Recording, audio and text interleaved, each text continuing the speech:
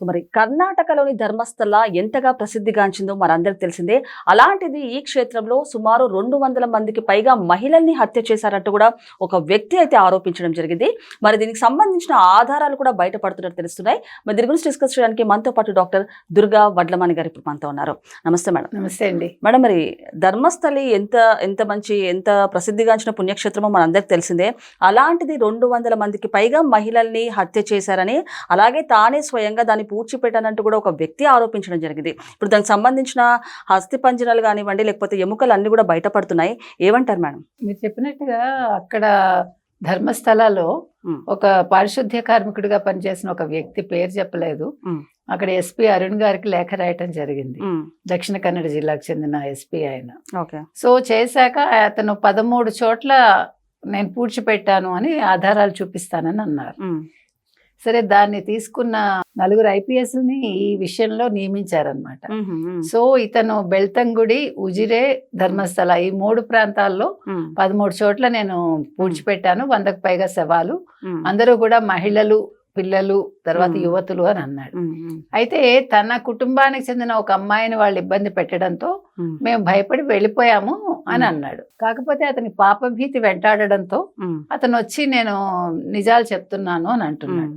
అయితే 450 మంది మిస్ అయ్యారు అని ఇప్పుడు కొత్తగా లేటెస్ట్ గా అంటున్నారు. సరే, ఎంతమంది మిస్ అయినా, ఒకళ్ళు మిస్ అయినా మిస్ అవడమే, 100 మంది మిస్ అవడం అయినా ఒకటే. కాబట్టి అన్యాయం ఎవరికి జరిగినా అన్యాయమే. దీని వెనకాల ఎంత పెద్ద వాళ్ళు ఉన్నా వాళ్ళని వెలికి తీసే పని ఈ ప్రభుత్వం చేయగలదా? కర్ణాటక ప్రభుత్వం. ఇప్పుడు మీరు అన్నట్టుగా ఒక 2 చోట్ల 2 అస్థిపంజరాలు, కొంచెం పుర్రెలు, ఎముకలు అన్ని దొరికాయి అంటున్నారు. అయితే నిన్ననేమో మగవాళ్ళం అన్నారు, ఇవాళ్ళేమో ఆడవాళ్ళం అంటున్నారు. సో అందులో కూడా క్లారిటీ రావాలి, ఎందుకంటే వాటికి కూడా DNA ఏదో చేస్తారు అనుకుంటా. మనకి అంటే టెక్నికల్ గా ఏం చేస్తారు, సైంటిఫిక్ గా మనకు తెలియదు.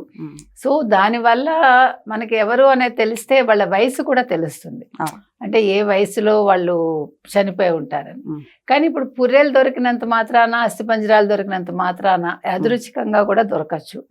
ఇంకా అంటే ఎక్కువ అతను చెప్పినట్టుగా ఒక 50 అయినా దొరికాయి అనుకుందాం, అప్పుడు అతను నమ్మచ్చు. ఇప్పుడు 1, 2 దొరికాక అది ఎంతవరకు ఎవరిది అనేది ఎలా తెలుస్తుంది, అందులో పూర్వాపరాలు ఎలా తెలుస్తాయి? ఇప్పుడు ఒక ఆవిడ బెట్టే, ఎవరో ఒక ఆవిడ, నా కూతురు వైద్య విద్యార్థిని ఇక్కడికి వచ్చి ధర్మస్థలాల్లో మిస్ అయింది, నేను అప్పుడే కంప్లైంట్ చేశాను, సరిగా పట్టించుకోలేదు అంటున్నారు. ఇప్పుడు మాకు కొంతమంది మీద అనుమానం ఉంది, వాళ్ళని మీరు విచారిస్తే విషయాలు బయటకు రావచ్చు అంటున్నారు. తర్వాత అక్కడ రాజ్యసభ సభ్యుడు, అక్కడ ధర్మకర్తగా ఉంటున్నది ధర్మస్థలాల్లో డాక్టర్ వీరేంద్ర హెగ్గడే అన్నమాట. సో ఆయన్ని మరి విచారిస్తారా? తర్వాత ఇందులో ఇంకెవరి పెద్ద తలకాయల హస్తాలు ఉండొచ్చు? మేడం, మీరు అన్నట్టు ఇది జరిగి చాలా ఏళ్ళైతే అవుతుంది, ఎందుకు ఇప్పటిదాకా ఇది బయటికి రాలేదు? అండ్ అలాగే దీని వెనకాల ప్రభుత్వం యొక్క సపోర్ట్ కూడా ఉందా? అండ్ అలాగే టెంపుల్ కి సంబంధించిన ఎవరైతే మీరు అన్నట్టు పెద్ద తలకాయలు ఉన్నా వాళ్ళ సపోర్ట్ కూడా ఉంది అంటూ కూడా వ్యక్తి చెప్పడం జరిగింది. ఏమంటారు మేడం? చెప్పలేం మనం, ఎనీథింగ్ మే హ్యాపెన్. ఇప్పుడు ఇంచుమించు ఎక్కువ సార్లు మీకు కర్ణాటకలో కాంగ్రెస్ ప్రభుత్వం ఉంది, 1 సారో 2 సార్లు బీజేపీ ప్రభుత్వం ఉంది. సరే, ఏ ప్రభుత్వం ఉన్నా కూడా చెయ్యాలిగా. ఇప్పుడు 98 నుంచి 2014 వరకు ఏ ప్రభుత్వాలు ఉన్నాయి, మరి ఎందుకు వాళ్ళు చర్యలు తీసుకోలేదు కదా? అది కాంగ్రెస్ అయినా బీజేపీ అయినా 2 ఒకటే కదండి. ప్రభుత్వం ఏదైతే ఏమైంది, అన్యాయం జరిగినప్పుడు అన్యాయమే. సో అప్పుడు ఎందుకు నోర్లు మూసుకుని ఉన్నారు? తర్వాత ఇతను ఇప్పుడు రావడానికి కారణం ఏంటి? ఎంత పాపభీతన్నా అది నమ్మశక్యంగా ఉందా? ఎందుకంటే 11 ఏళ్ల తర్వాత మీరు వచ్చి నాకు పాపభీతి వెంటాడుతోందని వచ్చాను అంటే ఇది ఎంతవరకు నమ్మచ్చు? అంటే ఇప్పుడు 2 రకాలు, ఒకటి మీకు పుర్రెలు, అస్థిపంజరాలు దొరికాయి, అవి మగవాళ్ళవి అని అనుకుందాం నిన్న వాళ్ళు చెప్పిన ప్రకారం.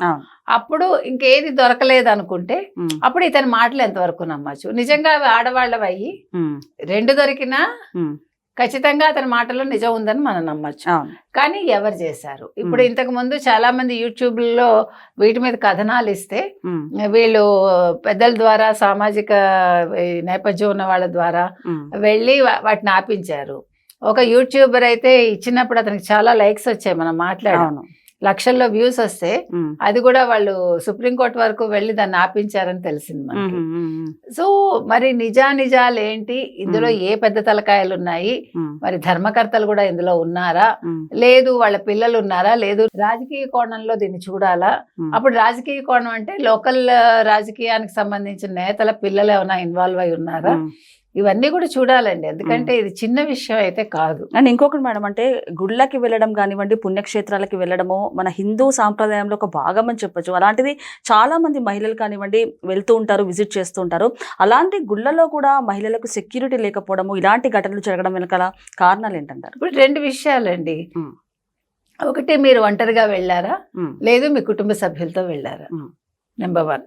నెంబర్ 2, మీరు ఒంటరిగా వెళ్ళినప్పుడు మిస్ అయ్యారని అనుకుందాం.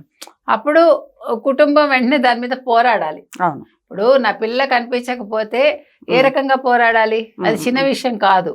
అందులో ఒక టెంపుల్ దగ్గరికి వెళ్ళినప్పుడు ఈ విధంగా జరిగిందంటే చాలా పెద్ద ఎత్తున ఉద్యమం జరగాలి. కానీ ఎందుకు జరగలేదు? ఒక్కటి కాకపోయినా ఇంకో కేసు బయటికి రావాలి. ఇప్పుడు లేదు, ఇప్పుడు కుటుంబ సభ్యులతోటే నేను వెళ్ళాను, నేను మిస్ అయిపోతాను. మిస్ అయిపోతే నా కుటుంబం వాళ్ళు అలా ఎలా వదిలేస్తారు? ఇప్పుడు చిన్న పిల్ల తప్పిపోతే ఎంత గందరగోళం అయిపోతుంది. అందులో గుళ్ళు మామూలుగా ఉండవు, అంటే ఇప్పుడంటే బాగా డెవలప్ అయ్యాయిలేండి. 14 అంటే మరీ వెనకబడినట్టు కాదు, 98 to 14 కాబట్టి ఇప్పుడు 1, 2, 3, 4, 100 మంది ఎట్లా? సో ఇది ఎంతవరకు నమ్మచ్చు? అతని మానసిక స్థితి సరిగా ఉందా లేదా, పారిశుద్ధ్య కార్మికుడిది. అతను అంతా బాగున్నాడు, అతను చెప్పింది కరెక్ట్ అనుకుంటే మొత్తం 13 ప్లేసెస్ లో వాళ్ళు తవ్వితే బాగుంటుంది.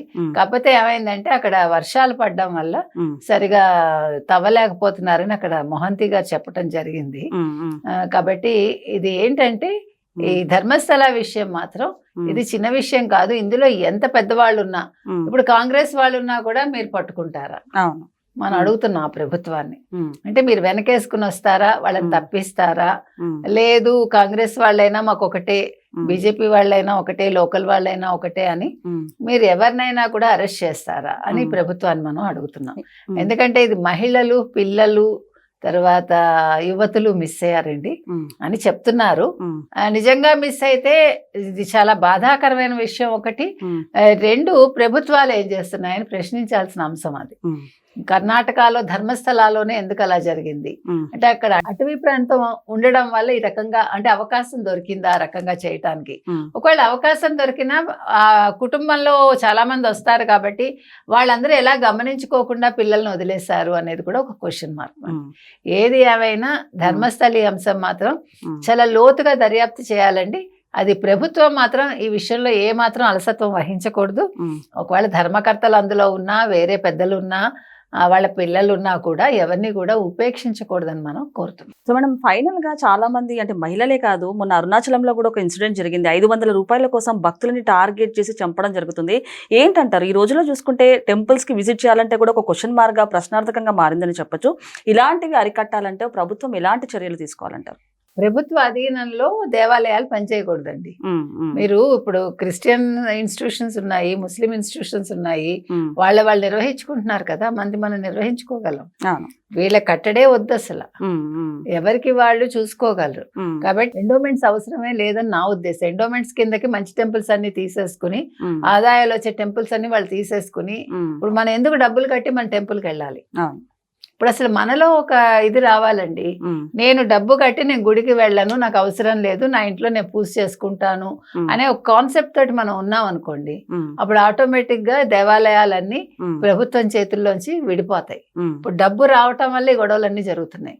ఇప్పుడు ఇటీవల నేను కొన్ని టెంపుల్స్ కి వెళ్ళాను, అక్కడ వాళ్ళ హుండీ పెడతారు, హుండీ మీద కొడుతున్నారు.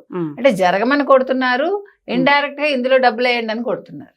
మీరు కానుకలు పళ్ళల్లో వేయకండి, ఆ హుండీలో వేస్తేనే మీకు పుణ్యం వస్తుంది. ఏంటది? తప్పు కదా. ఇప్పుడు పూజారికి ఇస్తే ఏమైతుంది? పూజారి బతకద్దా? పూజారికి ఇచ్చే జీతం ఎంతండి? కాబట్టి ఇవన్నీ కూడా మారాలండి. అసలు మనం ఒక హుండీ కాన్సెప్ట్ తీసేయాలి. అసలు మీరు హుండీలు ఎందుకు పెడతారు కదా? అసలు హుండీ పెట్టద్దు. మీరు నాకు ఇష్టమైతే నేను వచ్చి మీరు ఒక కార్యాలయంలో నేను వచ్చి కడతా, లేదు నేను పూజారికి ఇస్తా అనేది పెడితే ఏమవుతుంది? అసలు హుండీలు ఎందుకు పెడుతున్నారు మీరు? కాబట్టి ఇవన్నీ కూడా ఇప్పుడు ఈ రీజన్స్ అన్నింటితో కూడా కలిపి ఇవాళ ధర్మస్థల ఇన్సిడెంట్ లో ఇది ఎవరి చేతుల్లో ఉంది, ప్రభుత్వం ఎందుకు అంత నిర్లిప్తంగా వ్యవహరించింది, ఇవన్నీ కూడా బయటికి రావాల్సిన అవసరం అయితే ఉంది. Okay madam, thank you.